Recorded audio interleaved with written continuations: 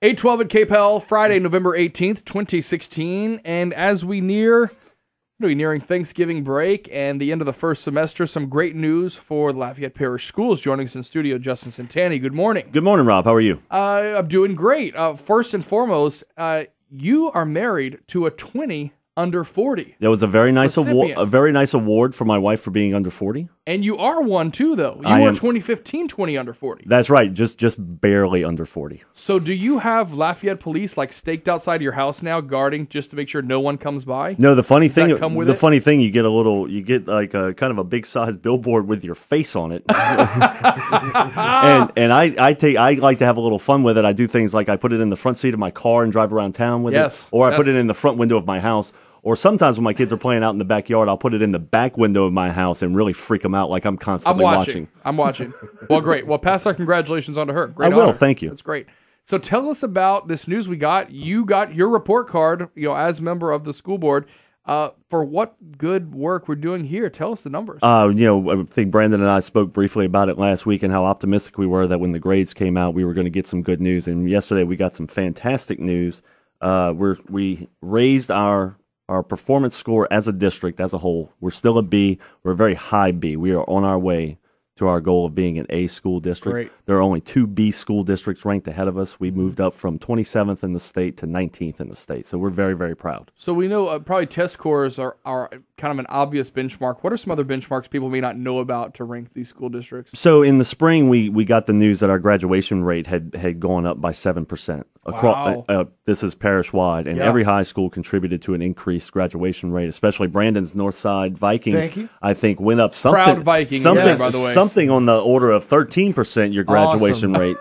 So whenever we got those numbers, that's one of the big components at the high school level. When we got those numbers, it indicated, I think, that we're on the right track and that we were going to get some good news this November. There are always, I've told you this since I first started doing the show, and we had the big Southside High School debate going on about how invested, I guess you should say, parents are, members of the community in what the school system does. What does the ranking mean in terms of how you operate and what you focus on? Obviously, trying to get to that A status, like what's next? Well, the ranking is just feedback, and the superintendent talked yesterday in his press conference about meeting with all of the principals in the school district that he had a year ago, and he said what we want to do is we want to focus on what matters, not just for the ranking, because the ranking is made up of components that indicate what the children are learning, right? So it's kind of a feedback loop where we teach the kids and we get the data that shows what they're learning, and then we go back and we say, okay, where are we deficient? Where do the children need more help? Gotcha. And so they've really put in place a classroom level plan to make sure that the kids are getting all the instruction that they need to succeed. So obviously we know Southside High, still the construction is just booming down there. Then you have West Side, which is basically going to be a new school when that construction finishes.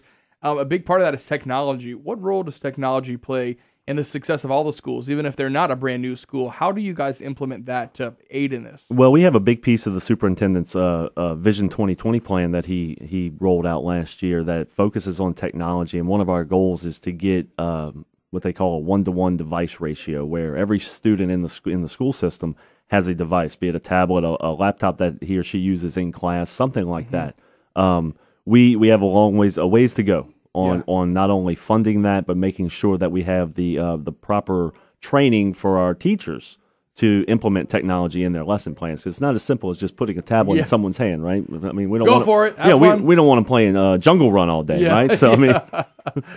Great. All right. Well, great news as well, of course. Any big things that the school board's working on right now as you get into the end of the first semester? We're going to work on implementing our rezoning plan. We approved the rezoning plan a couple of weeks ago, but that's just the first step. The implementation of it is going to be very, very time intensive, where we have to redraw our bus routes and things like that. So I didn't think about that. Yeah, so it was one of the reasons, we did it so early or way in advance was to give parents enough time to digest the changes, but also our staff, they need time to implement the changes and make sure that everything runs smoothly next August.